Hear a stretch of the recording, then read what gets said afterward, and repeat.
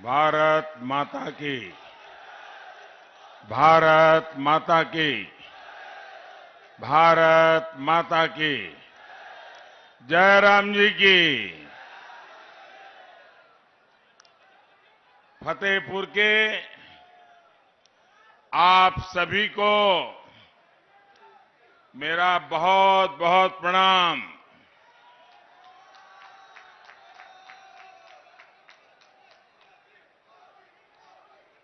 कल रात यूपी के कुशीनगर में एक परिवार शादी की रस्म में आनंद उत्सव में था और अचानक एक ऐसा हादसा हुआ। बहुत सी हमारी माताओं, बहनों, बेटियों ने अपना जीवन खो दिया। मैं सभी पीड़ित परिवारों के साथ मेरी संवेदनाएं व्यक्त करता हूं। प्रशासन की तरफ से पीड़ित परिवारों की पूरी मदद की जा रही है। साथियों, मैं अभी पंजाब से आ रहा हूं। मुझे पंजाब में बहुत सालों तक काम करने का अवसर मिला है, लेकिन इस बार मैंने जो पंजाब का मिजाज देखा है, पंजाब के लोगों का भारतीय जनता पार्टी को विजयी बनाने का जो जोम और जुस्सा देखा है, वो वाकई अद्भुत है भाइयों, अद्भुत है। मुझे उत्तर प्रदेश में भी पहले दूसरे चरण में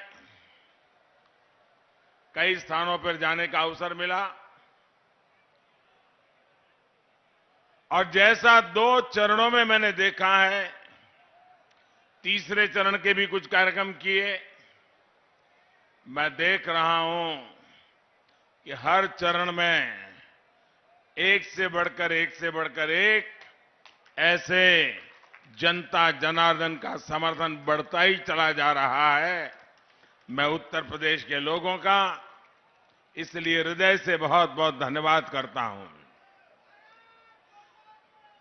मैं प्रशासन को भी अभिनंदन करता हूं, क्योंकि उत्तर प्रदेश में शांतिपूर्ण चुनाव करवाना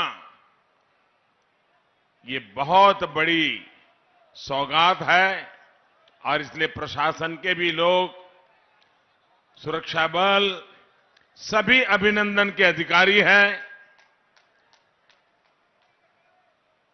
आज यहां बांदा सहित आसपास के जिलों के हजारों साथी भी यहां पहुंचे हैं। झांसी, ललितपुर, हमीरपुर, महोबा और रायबरेली से भी हजारों मतदाता टेक्नोलॉजी के माध्यम से वर्चुअली बहुत बड़ी मात्रा में आज हमारे साथ इस कार्यक्रम में जुड़े हुए हैं। मैं दूर दूर देख रहा हूं और जहां हेलीकॉप्टर लैंड किया उसके भी चारों तरफ मैंने देखा, कहीं पर पैर रखने की जगह नहीं है।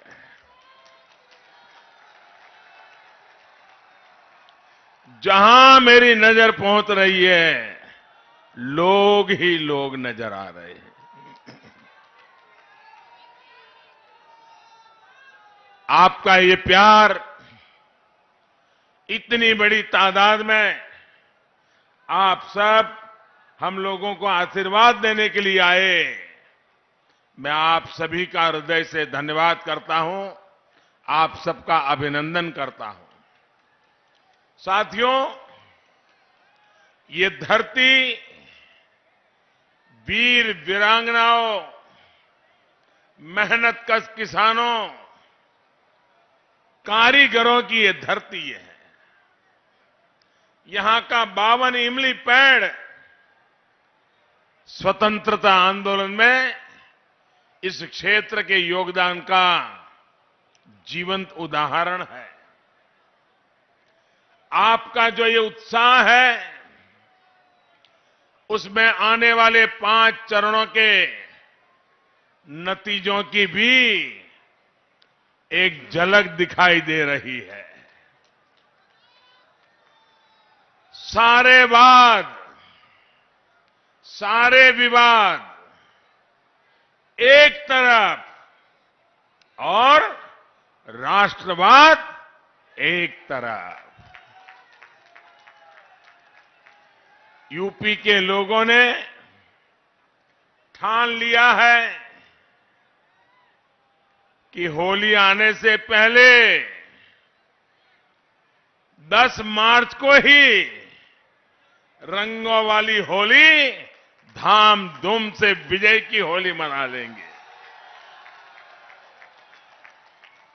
भाइयों और बहनों, फतेहपुर बुंदेलखंड के क्षेत्र में पराक्रम, वीरता ये यहां के लोगों की नसों में है, खून में है।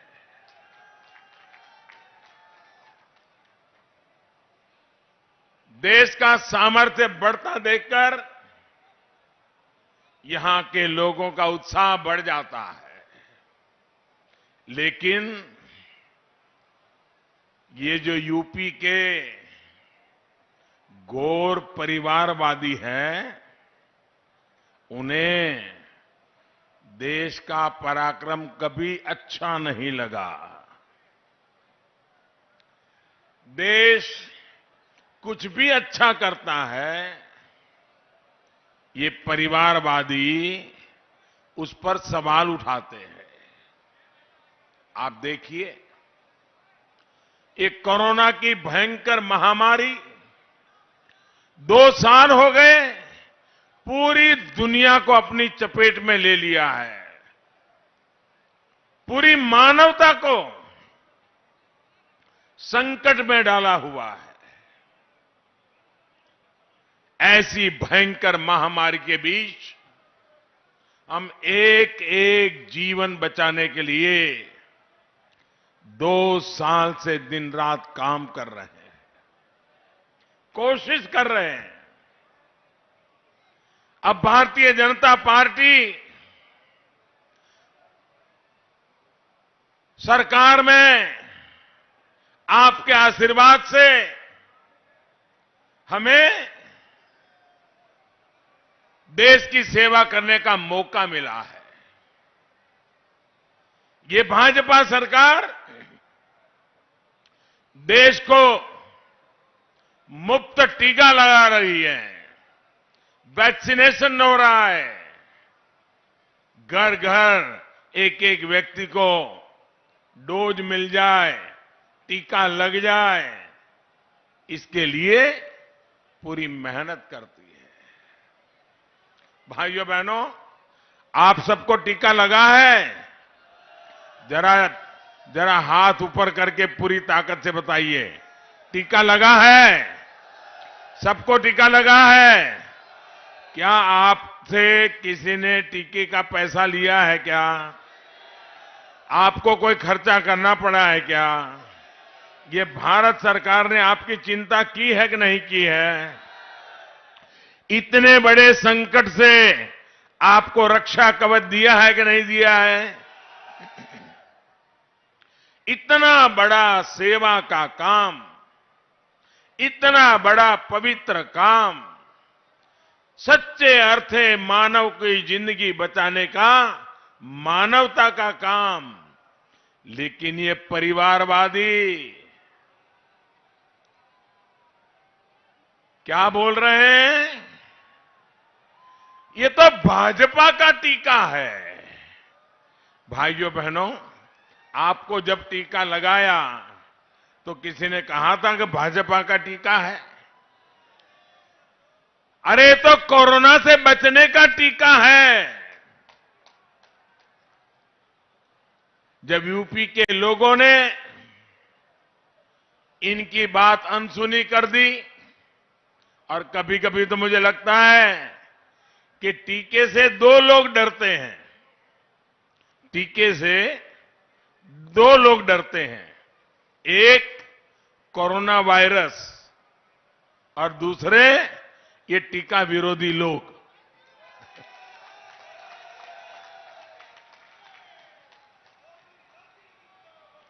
रिकॉर्ड वैक्सीन लगवा ली तो अब इन्होंने क्या शुरू किया है कि सरकार, हमारा गरीब देश है, ये टीकों के पीछे इतना सारा खर्चा क्यों कर रही है। भाइयों बहनों, मुझे बताइए, आपकी जिंदगी बचाने के लिए सरकार ने खर्चा करना चाहिए कि नहीं करना चाहिए? खर्चा करना चाहिए कि नहीं करना चाहिए? अगर मोदी कर रहा है, सही कर रहा है कि नहीं कर रहा है? आपकी जिंदगी बचेगी तो मुझे आनंद होगा कि नहीं होगा? मुझे खुशी होगी कि नहीं होगी? आप लोगों ने मुझे इतना बड़ा प्यार दिया, सम्मान दिया, आपको मुझे इतना बड़ा पद दिया, मुझे आपके लिए काम करते रहना चाहिए कि नहीं रहना चाहिए? अब देखिए, ये टीका हमारे देश के वैज्ञानिकों ने कितनी मेहनत करके तैयार किया, लेकिन ये ऐसे राजनीति में लिपटे हुए लोग हैं, ऐसे परिवारवाद में फंसे हुए लोग हैं कि इनको टीके से भी समस्या, योगी से भी समस्या, मोदी से भी समस्या, टीके से भी समस्या। भाइयों और बहनों, भाजपा की डबल इंजन की सरकार पिछले 2 सालों से गरीबों को मुफ्त राशन दे रही है। दुनिया के बड़े बड़े देश अपने नागरिकों की इतनी व्यवस्था नहीं कर पाए। धनी देश, संपन्न देश, वे भी वो काम नहीं कर पाए, वो भारत जैसे देश ने करके दिखाया है। 2 साल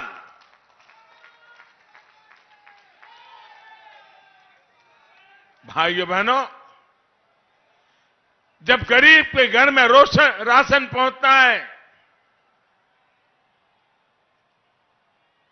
मेरे मन में एक ही कामना रहती थी कि कोरोना का संकट आया है, संकट भयंकर है, परिवार में हालत ऐसी कि एक कमरे में मां बीमार हो, कोरोना की बीमारी आई हो, लेकिन दूसरे कमरे से बेटा मां के पास भी नहीं जा सकता था।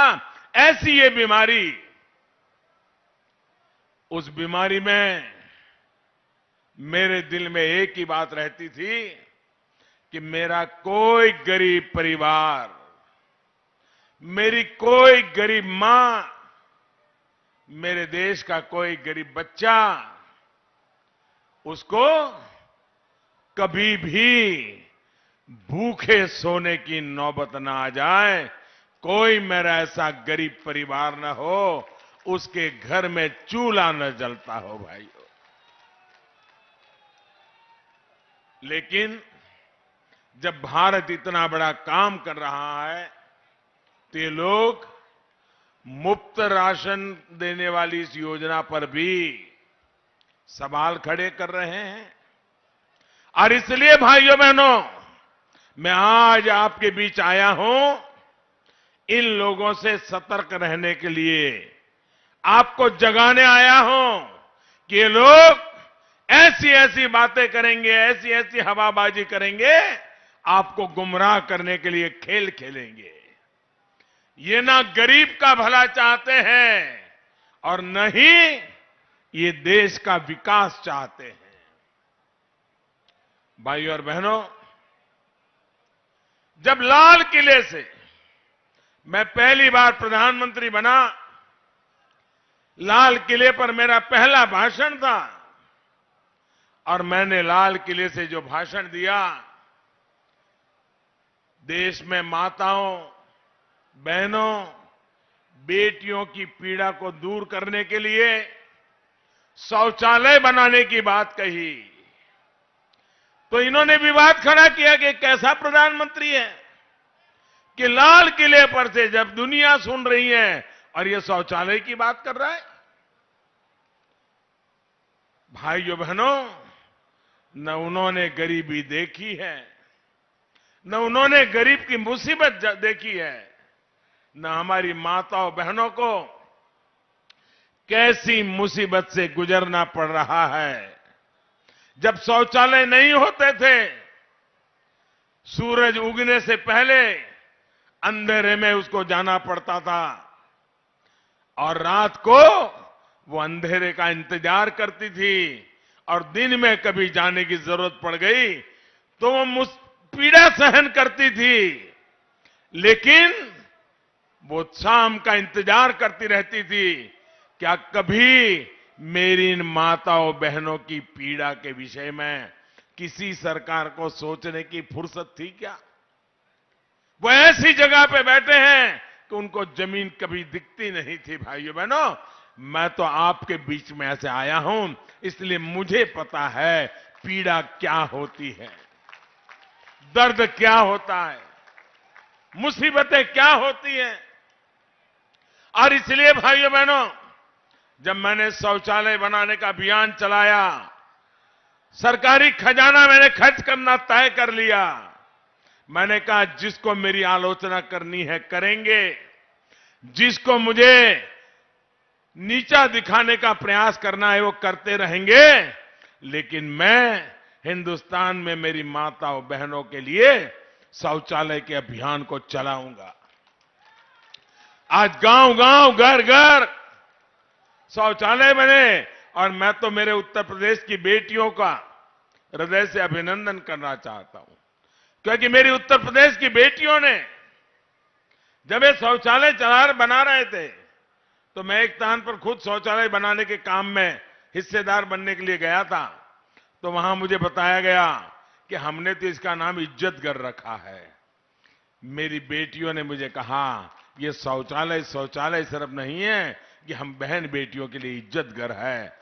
जिस प्रदेश में ऐसी उम्दा सोच हो भाइयों बहनों, उस प्रदेश के लिए, उस देश के लिए जी जान से काम करना ये मेरा सौभाग्य है। दोस्तों, मेरा सौभाग्य है।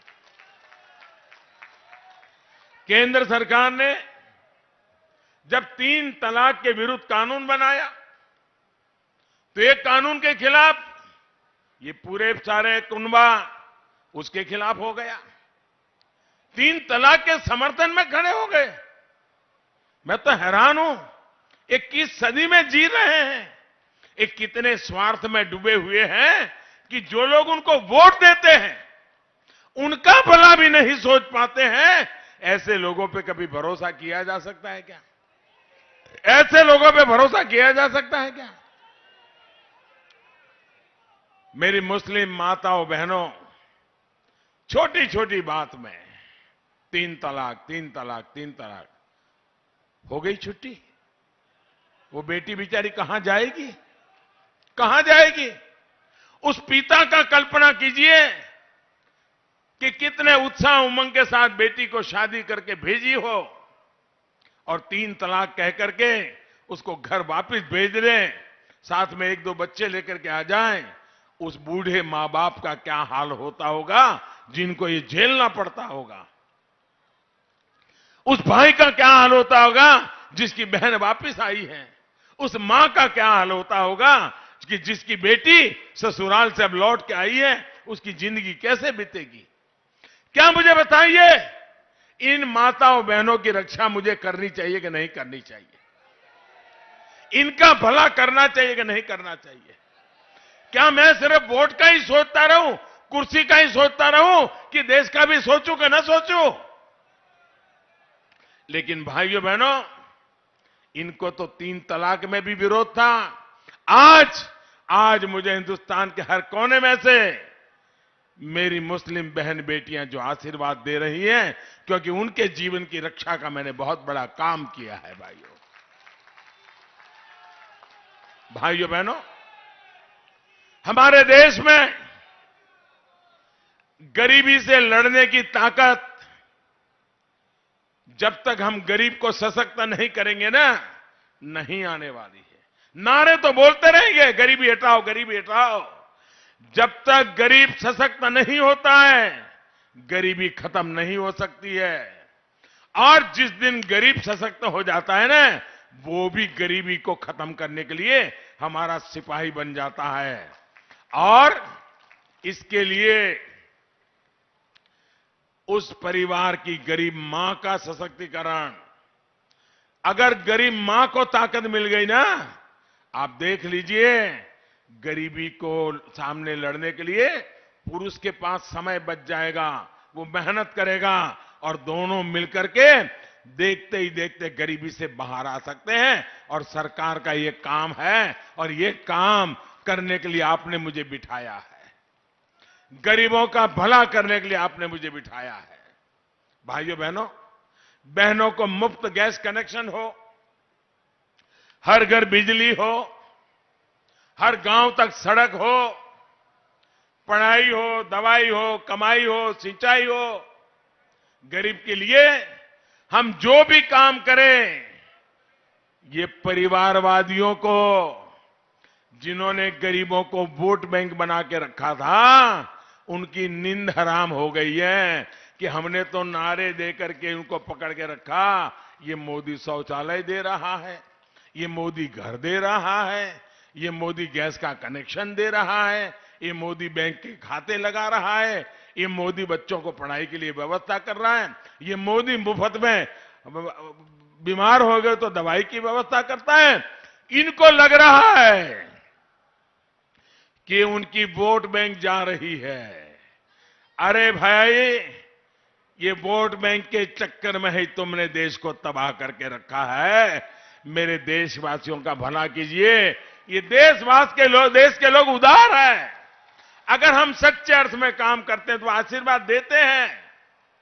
लोग कहते थे कि उत्तर प्रदेश में तो एक बार सरकार बनती है, दूसरी बार बदल जाती है, और कुछ लोग तो इसलिए सपने देखते रहते हैं कि वैसे भी बदलना ही है।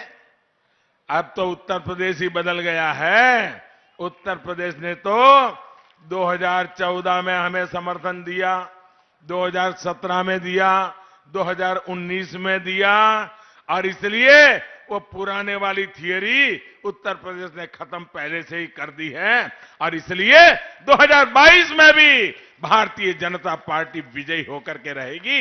ये मैं आप में से देख रहा हूं, आपके उत्साह में से देख रहा हूं।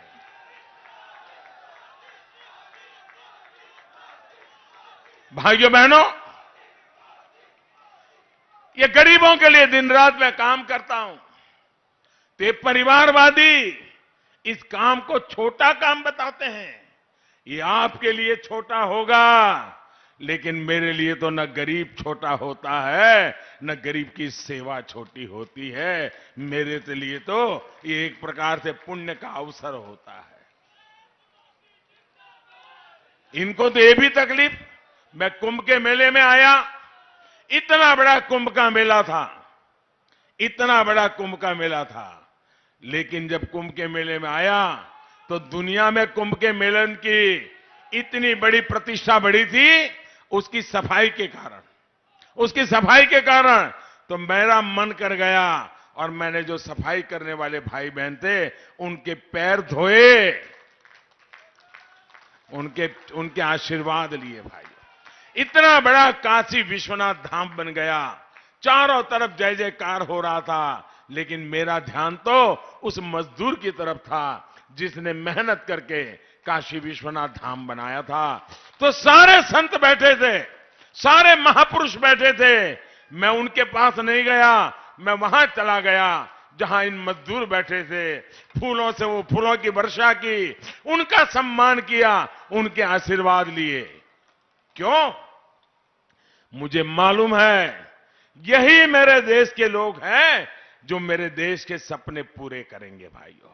और इसलिए उनके सपने पूरे करने के लिए मैं अपने सपनों को खपा रहा हूं भाइयों बहनों, इसलिए मैं काम कर रहा हूं।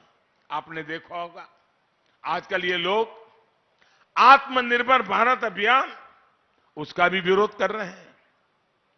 ये लोग भारत को अब भी दूसरों पर ही निर्भर रखना चाहते हैं। दुनिया के बाजार में ले आओ और अपनी गाड़ी चलाओ। आप मुझे बताइए भैया, फतेहपुर के वीर, परिश्रमी, पराक्रमी लोग ये दुनिया से सब बाहर से ला करके उसी से गुजारा करने से दूसरों पर भारत को निर्भर रहना पड़े। आजाद भारत के लिए ये शर्मिंदगी है कि नहीं है? हमें बाहर आना चाहिए कि नहीं आना चाहिए? अरे हमारे पूर्वजों ने यहां बलिदान दिए थे, ये भारत के सम्मान के लिए, भारत के गौरव के लिए। हमें उसको पाना चाहिए कि नहीं पाना चाहिए? और इसलिए भाइयों बहनों, ये देश आश्रित रहना नहीं चाहता। और इसलिए मैंने एक बात की, मैंने ये भी लाल किले से कहा कि लोकल के लिए वोकल होने की, यानी जो स्थानीय लोग उत्पाद करते हैं, हमारे कारीगर जो चीजें बनाते हैं, हमारे किसान जो चीजें उत्पादन करते हैं, हमारे छोटे छोटे कारखाने जो चीजें बताते हैं, उनका हमने गौरवगान करना चाहिए। मुझे बताइए, हमारे यहां जो चीजें बनती हैं उसका हमने गौरवगान करना चाहिए नहीं करना चाहिए? करना चाहिए नहीं करना चाहिए? मुझे बताइए, आपके घर में आपके बेटे को ही अगर आप मान सम्मान नहीं दोगे और आप मोहल्ले वालों को कहोगे कि मेरे बेटे को सम्मान दो, तो कोई देगा क्या? देगा क्या? भाइयों बहनों, अपने यहां जो पैदावार होती है उसका सम्मान बढ़ना चाहिए कि नहीं बढ़ना चाहिए? अब मुझे बताइए, अगर कांग्रेस पार्टी के नेता ये बोले कि भाई स्थानीय उत्पादों को महत्व दो, तो कांग्रेस का कोई नुकसान होने वाला है क्या? अगर समाजवादी पार्टी बोले कि लोकल चीजों का उत्पाद खरीदिए, तो समाजवादी पार्टी का नुकसान होगा क्या? लेकिन मोदी ने बोला तो हम नहीं बोलेंगे। हम लोकल लोग भूखे मर जाए लेकिन हम मदद नहीं करेंगे। योगी जी ने एक काम किया, एक जनपद एक उत्पाद, यूपी के लघु कुटीर गृह उद्योगों को बढ़ावा देने के लिए काम किया। ये गौर परिवारवादियों का जो गिरोह है ना, इस गिरोह को उसके में दिक्कत आ गई, क्योंकि उसमें कटकी नहीं हो सकती है, मलाई नहीं खा सकते हैं। भाइयों बहनों, मुझे बताइए, ये मेरे फतेहपुर का लोहे का सामान हिंदुस्तान भर में बिकना चाहिए कि नहीं बिकना चाहिए? हमारे फतेहपुर का लोहे का सामान, उसका जय जयकार तमिलनाडु में, केरल में, बंगाल में होना चाहिए कि नहीं होना चाहिए? इसीलिए तो मैं कहता हूं वोकल फॉर लोकल। अब मुझे बताइए, यहां का पेड़ा, हमारे यहां का पेड़ा, ये पेड़ा भी दुनिया में मशहूर होना चाहिए कि नहीं होना चाहिए? उसका भी मार्केट बनना चाहिए कि नहीं बनना चाहिए? यहां जो हमारा बेडशीट, क्या ये बेडशीट जो बनती है वो भी हिंदुस्तान के बाजार में बिकनी चाहिए कि नहीं बिकनी चाहिए? यहां के लोगों को ज्यादा काम मिलना चाहिए कि नहीं मिलना चाहिए? हमारे बांदा के सजर पत्थर की कलाकारी को विश्व भर में पहचान दिलानी चाहिए कि नहीं दिलानी चाहिए? ऐसी प्राकृतिक संपदा, ऐसी कलाकारी दुनिया में बहुत कम देशों के पास होती है, जो आप लोगों के पास है, और मैं उसका झंडा लेकर के घूम रहा हूं। भाइयों साथियों, ये हमारा बुंदेलखंड, ये बुंदेलखंड तो अपने खिलौने के लिए, हथकरघा हस्तशिल्प की अपनी समृद्ध परंपरा के लिए मशहूर रहा है। हमारे जनजातीय बहन भाइयों का हस्तशिल्प तो पूरी दुनिया में सचमुच में श्रेष्ठ है। हमारी सरकार ने देश में ही खिलौने बनाने वालों को प्रोत्साहन देने के लिए, अपने कारीगरों को बढ़ावा देने के लिए विशेष योजना शुरू की है। और इसके साथ बच्चों के मन में संस्कार भी है। बचपन में अगर उसके दिमाग में विदेशी खिलौना घुस गया ना, तो जिंदगी भर उसको विदेशी चीजों का मोह रहेगा, हिंदुस्तान की चीज पसंद नहीं आएगी। बचपन में वो खिलौने भी खेलेगा तो मेरे देश का खिलौना होगा, मेरे देश के किसी गरीब का बनाया हुआ खिलौना होगा, तब जाकर के मेरे देश की चीजों का सम्मान बढ़ेगा। भाइयों, और इसके लिए जब मैं वोकल होने की बात करता हूं, जोर जोर से हमारी उत्पाद के संबंध में बोलने के लिए कहता हूं, तो ये परिवारवादियों को इसका भी दर्द होता है। असल में इनको समस्या ये है कि अगर देश के गरीब, दलित, पिछड़े, आदिवासी को साधन मिल गए, शक्ति मिल गई, आंख उठाकर बोलने की उसको ताकत मिल गई, तो ये वोट बैंक की राजनीति करने वाले, परिवारवाद की राजनीति करने वाले, इनकी सारी राजनीति ही धरी की धरी रह जाएगी भाइयों। ये कट कमीशन का जो माफिया इन्होंने बनाया है, वो आत्मनिर्भर भारत अभियान से बर्बाद हो जाएगा, इसकी चिंता है। साथियों, फतेहपुर की मिर्च, झांसी की तुलसी, महोबा का देशावरी पान, ऐसे अनेक कृषि उत्पादकों के लिए ये पूरा क्षेत्र बहुत मशहूर है। विशेष रूप से छोटे किसानों के लिए ऐसी फसलें सम्मान और समृद्धि देने वाली है। आप बताइए, दशकों तक बार बार ये घोर परिवारवादी यहां सत्ता में आए, इन्होंने इन फसलों के लिए, छोटे किसानों के लिए कुछ भी किया क्या? आज हम बीज से बाजार तक किसानों के लिए नई व्यवस्थाएं बना रहे हैं। किसानों के बैंक खाते में सीधे हजारों रुपये भेज रहे हैं, वरना इन्होंने तो किसानों के नाम पर झूठी घोषणाएं करके अपने परिवार, अपने नाते रिश्तेदारों की ही तिजोरियां भरी हैं। ऐसे घोर परिवारवादियों को अब यूपी की सत्ता के आसपास भी फटकने नहीं देना है। साथियों, हम यूपी में डेयरी सेक्टर के विस्तार के लिए, पशुपालन को बढ़ावा देने के लिए भी निरंतर काम कर रहे हैं। पूरे यूपी में बायोगैस प्लांट का नेटवर्क भी बनाया जा रहा है। जो डेयरी प्लांट है वो गोबर से बनी बायोगैस से बिजली बनाए, इसकी व्यवस्था की जा रही है। हमारा प्रयास है कि दूध न देने वाले जो बेसहारा पशु हैं, उसके गोबर से भी पशुपालक को इनकम हो, अतिरिक्त कमाई हो, इस दिशा में हम काम कर रहे हैं। यूपी में बेसहारा पशुओं के लिए गौशालाओं के निर्माण का काम भी किया जा रहा है। 10 मार्च को दोबारा सरकार बनने के बाद ऐसे कार्यों को और गति दी जाएगी, ताकि बेसहारा पशुओं से होने वाली परेशानी कम हो। आपका जो संकट है उसको हम दूर कर पाए, ये हम चिंता करते हैं। साथियों, फतेहपुर के लोग कभी नहीं भूल सकते हैं कि पिछली सरकार के लोग यहां कैसे कैसे दबंगई करते थे।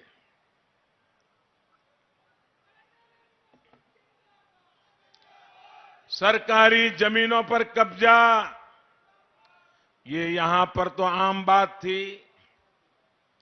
अवैध खनन माफिया ने तो फतेहपुर समेत इस पूरे इलाके को तबाह कर दिया था।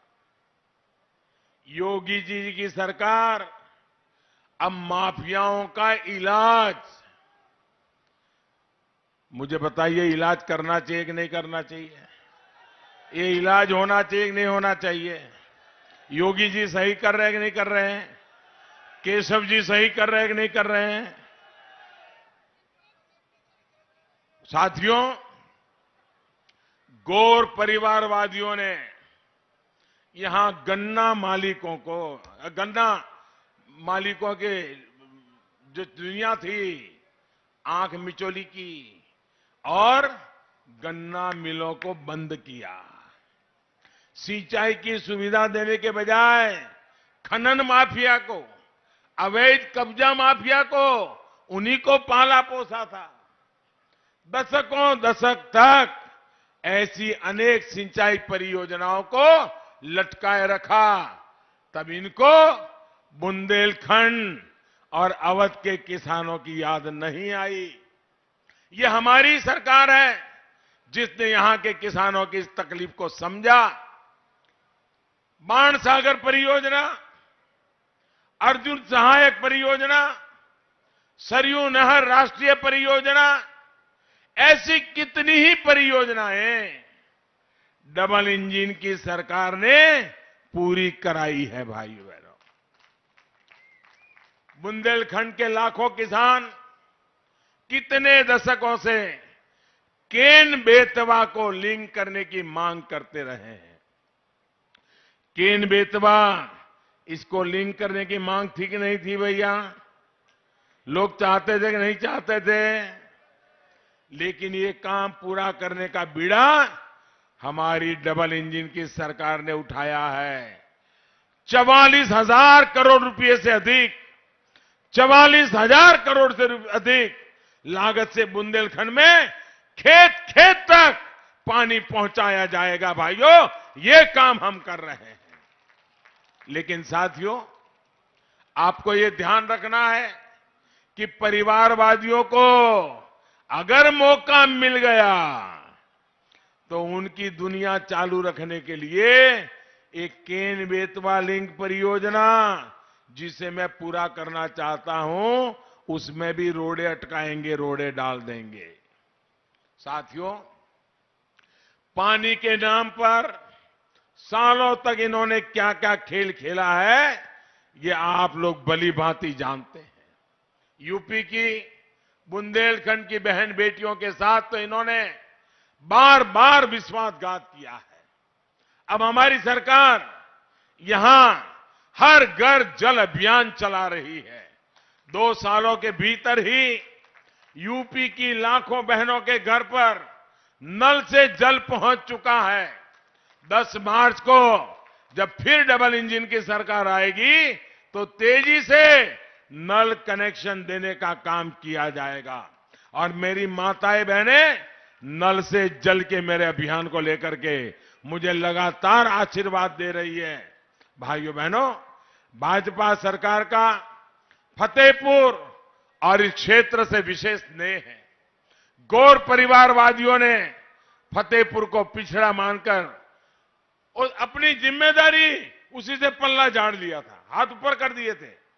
भाजपा सरकार ने फतेहपुर की विकास की आकांक्षा को समझा और हमें आकांक्षी जिलों में इसको शामिल किया। आज फतेहपुर आकांक्षी जिलों में तेजी से विकसित होने के पैमाने पर काफी ऊपर आ रहा है। फतेहपुर में महान योद्धा अमर शहीद जोधा सिंह और ठाकुर दरियाव सिंह के नाम पर मेडिकल कॉलेज के लोकार्पण का सौभाग्य भी आप लोगों ने मुझे दिया था।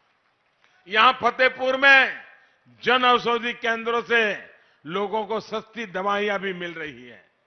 यूपी में भाजपा सरकार ने 1100 से ज्यादा जन औषधि केंद्र खोले हैं। इनसे हमारे गरीब भाइयों बहनों को करीब 700 करोड़ रुपए की बचत हुई है।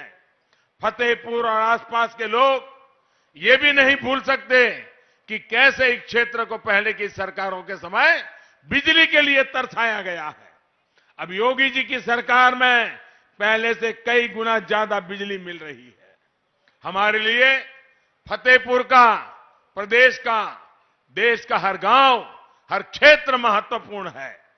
गौर परिवारवादियों की सोच परिवार से शुरू होकर परिवार पर ही खत्म हो जाती है। एक छोटी सी सोच से यूपी जैसा बड़ा प्रदेश, इतनी बड़ी जनसंख्या वाला प्रदेश नहीं चलाया जा सकता है। यही वजह है कि फिर एक बार यूपी कह रहा है, आएगी तो भाजपा ही, आएगी तो भाजपा ही, आएंगे तो योगी ही। साथियों, गौर परिवारवादियों की लिस्ट में कुछ नाम ऐसे भी हैं जिन्होंने दशकों तक देश में और यूपी में सरकारें चलाई है। लेकिन आप लोगों ने जब से उन्हें यहां से बेदखल किया है, इन लोगों की यूपी के प्रति नफरत दिनों दिन बढ़ती जा रही है। इन परिवारवादियों के मुख्यमंत्री ने यूपी के लोगों का अपमान किया तो गांधी परिवार तालियां बजाता रहा और आज ये लोग यूपी के लोगों से आकर वोट मांग रहे हैं, आपको इन परिवारवादियों से भी बचकर रहना है। साथियों, डबल इंजन की सरकार पूरे उत्तर प्रदेश को विकास के पथ पर आगे बढ़ा रही है। Purvanchal expressway, Prayagraj link expressway, Gorakhpur link expressway, Ganga expressway, ऐसे ही प्रयासों का प्रमाण है। अब तो बुंदेलखंड एक्सप्रेस भी तेज गति से पूरा हो रहा है। कोरोना के बावजूद भी बुंदेलखंड एक्सप्रेसवे के काम को हमने धीमा नहीं होने दिया है। बुंदेलखंड एक्सप्रेसवे ने संकट काल में हजारों श्रमिकों को काम दिया, रोजगार दिया। जब ये पूरा हो जाएगा तो यहां सिर्फ सुविधा ही नहीं बढ़ेगी, बल्कि यहां के किसानों को, उद्यमियों को भी बहुत लाभ होगा। इन एक्सप्रेसवे के अलग अलग बगल में हम इंडस्ट्रियल कॉरिडोर बना रहे हैं। बड़े बड़े गोदाम, बड़ी बड़ी कोल्ड स्टोरेज, इसकी फैसिलिटी बना रहे हैं। भाइयों और बहनों, डबल इंजन की सरकार इस क्षेत्र के शौर्य और वीरता के समृद्ध इतिहास को और ऊंचाई पर पहुंचाने जा रही है। देश के 2 डिफेंस कॉरिडोर में से एक अब यूपी में बन रहा है। देश की सेना को ताकतवर बनाने, रक्षा साजो सामान में भारत को आत्मनिर्भर बनाने का काम अब ये क्षेत्र करेगा, बुंदेलखंड करेगा। यहां अनेक डिफेंस की फैक्ट्रियां लगेगी। साथियों, अब अवध और बुंदेलखंड के तेज विकास के लिए बदला लेने वाले नहीं, जमीन पर बदलाव करने वाले चाहिए। परिवारवाद को बढ़ावा देने वाले नहीं, पलायन को रोकने वाले चाहिए। सिर्फ घोषणा करके सो जाने वाले नहीं, बल्कि गौर परिश्रम करने वाले लोग चाहिए। इसलिए आपको मैं आग्रह करने आया हूं कि इस चुनाव को महत्वपूर्ण मानिए। मन में ठान लीजिए, सबसे पहला काम करेंगे तो मतदान का करेंगे, बाकी सारे काम बाद में करेंगे। मतदान को हम प्राथमिकता दें, लोकतंत्र के उत्सव को मनाएं।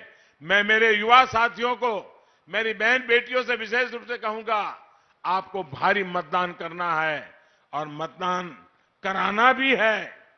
घर घर जाना है, मतदाताओं को तैयार करना है, भारी मात्रा में मतदान करवाना है। इतनी बड़ी तादाद में आप आशीर्वाद देने आए हैं। मैं फिर एक बार आपका हृदय से बहुत बहुत आभार व्यक्त करता हूं। दोनों हाथ ऊपर करके मेरे साथ बोलिए, भारत माता की, भारत माता की, भारत माता की। बहुत बहुत धन्यवाद। सभी उम्मीदवारों से मेरा आग्रह है, आगे आ जाए उम्मीदवार, और साथ में मौर्य जी भी आ जाएं।